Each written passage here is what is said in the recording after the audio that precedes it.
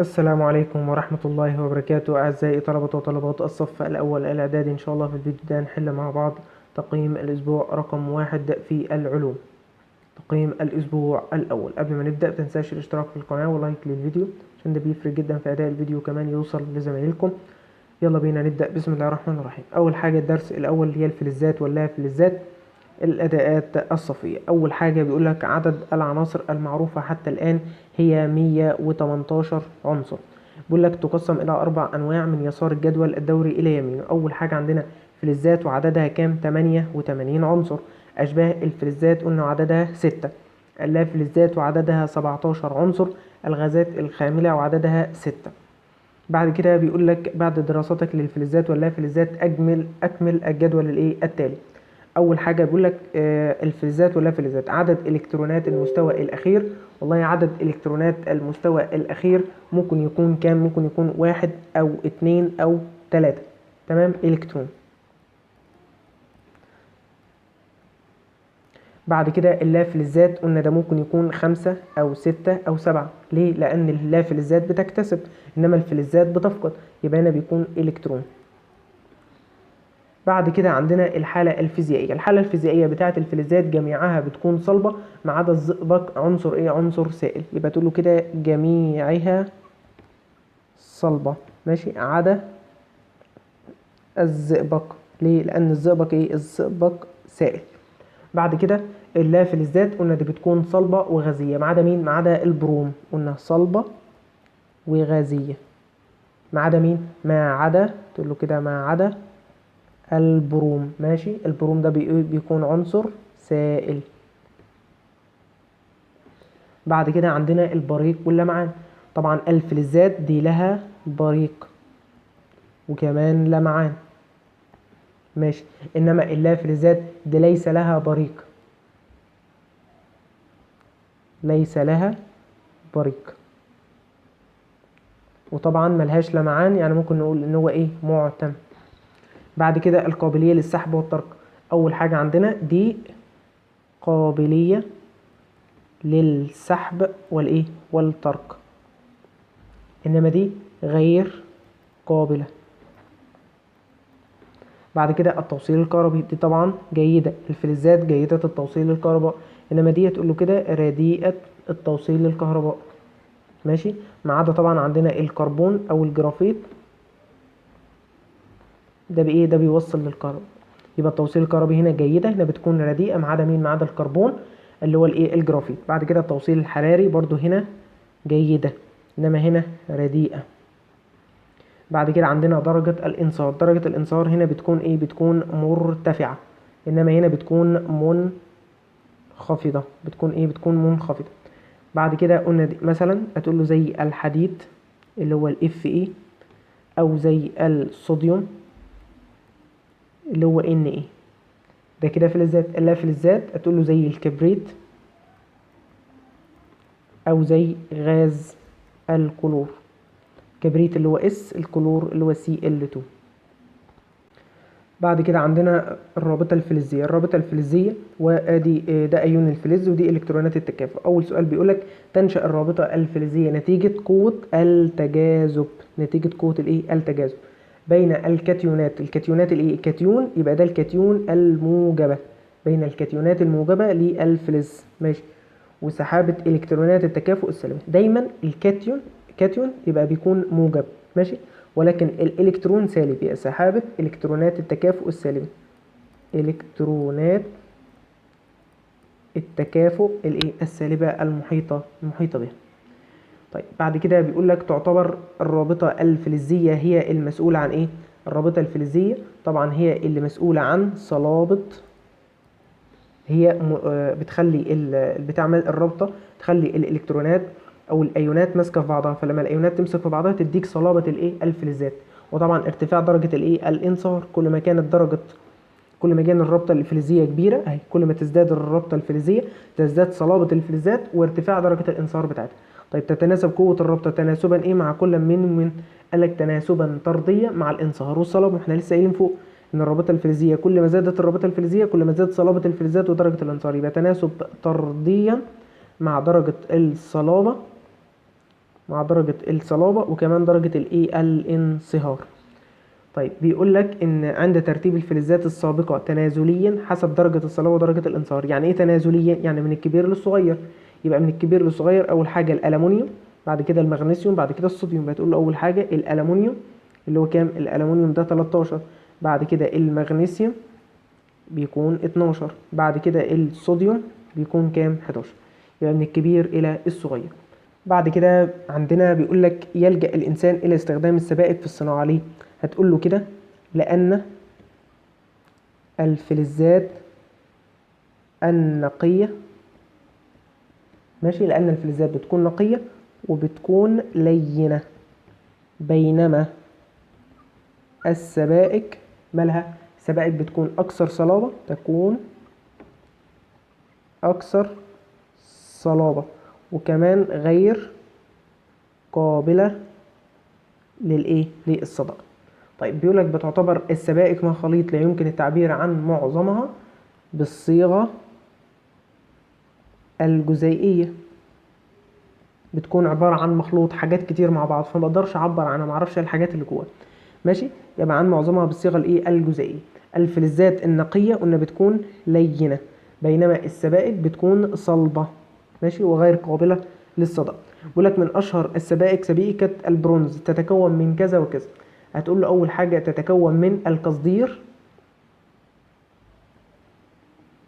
من القصدير بنسبة 5%، وعندنا النحاس بنسبة 95 في الايه في المية.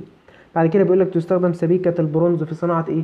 قلنا بنستخدمها البرونز. يقول لك الميدالية البرونزية بيستخدم في الايه؟ في الميداليات، وكمان بيستخدم في الحلي، وكمان بيستخدم في التماثيل. علل، هتقول له لأنها صلبة وتتميز بعدم قابليتها للصدأ. بس كده. يبقى تقول له لأنها صلبة زي ما احنا قلنا فوق ان هي صلبة وغير قابلة للايه؟ للصدأ. بعد كده بيقول لك إعادة تدوير الفلزات. قال لك يقصد بها تحويل، بنحول النفايات المعدنية إلى مواد جديدة صالحة للاستخدام. من أشهر المعادن التي يتم إعادة تدويرها هي مين؟ هي الحديد والنحاس.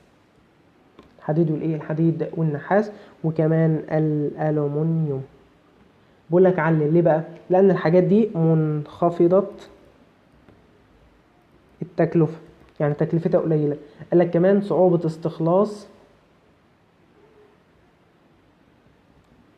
صعوبة استخلاص الايه؟ من خاماتها، ماشي. قال لك بعد كده ان تناقص كميتها في القشرة الأرضية، تناقص كميتها في القشرة الأرضية، تناقص كميتها في الايه؟ في القشرة الأرضية. طيب بيقول لك مستعينا بالكتاب المدرسي وفي ضوء ما درست وضح ما تشير إليه. أول حاجة إن الفلزات هي، هتقول له إن الفلزات هي عناصر، ماشي، بينتهي غلاف التكافؤ بتاعها، ينتهي غلاف التكافؤ الخارجي، ماشي، بكام؟ قلنا لا اما بواحد لا اما باتنين لا اما بتلاتة الكترون. طيب اللافلزات هتقول له برضو هي عناصر ينتهي غلاف التكافؤ الخارجي بكام؟ لا اما بخمسة لا اما بستة لا اما بسبعة الكترون. طيب بعد كده ايه هي الرابطة الفلزية؟ هتقول له هي تجاذب ينشأ ما بين ايونات الفلز الموجبة وسحابة الالكترونات التكافؤ السالبة. يبقى هتقول له كده تجاذب، قلنا بينشأ ما بين مين؟ بين، تقول له كده ايونات او كاتيونات، ماشي، الفلز الموجبة، ماشي، وسحابة الالكترونات الايه؟ السالبة، سحابة الالكترونات السالبة المحيطة به. طيب ايه هي السبائك؟ هتقول له عبارة عن مخلوط مكون من فلزين او اكثر. بعد كده بيقول لك ايه هي اعادة التدوير؟ هتقول له اعادة التدوير معناتها تحويل النفايات الى مواد جديدة صالحة للاستخدام. بعد كده بيقولك الأداء المنزلي أو الواجب، بيقولك استغرق الكلمة الغير مناسبة ثم اكتب ما يربط بين باقي الكلمات. أول حاجة بيقولك ذهب، فضة، بروم، زئبق. هتقول له البروم ليه؟ إن الباقي عبارة عن فلزات.